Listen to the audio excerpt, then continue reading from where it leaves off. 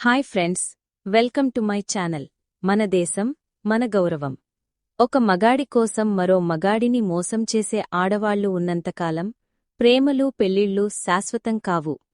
ఒక మగాడు పెళ్లి చేసుకోవడమంటే ఆడదాని పక్కలో పడుకుని సుఖపడడం కాదు, జీవితాంతం తన జీవితాన్ని మరియు జీతాన్ని పెళ్ళాం పిల్లలకు పంచిపెట్టడం.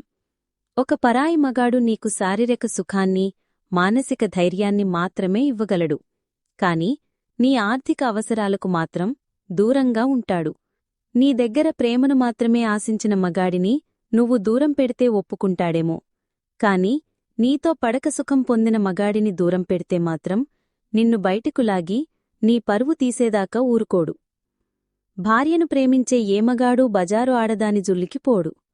అలాగే భర్తను ప్రేమించే ఏ ఆడదీ తన భర్త గురించి ఎవరు ఎన్ని చెప్పినా నమ్మదు. ఒక పెళ్ళైన ఆడదాన్ని ప్రేమించడమంటే ఆమె శరీరాన్ని కోరుకోవడం కాదు, ఆమె బాధలను, బాధ్యతలను, ఆనందాలను పంచుకోవడం. మగాడికి ఆడది ఒక వ్యసనంలాంటిది. ఒక మగాడు ఎంతోమంది స్త్రీలను చూసి కామోద్రేకం చెందినా ఒక్క ఆడదాన్ని మాత్రం తన మనసులో ముద్రించుకుంటాడు. ఆమె మోసం చేసినా లేదా తనను వదిలి వెళ్ళిపోయినా అస్సలు భరించలేడు.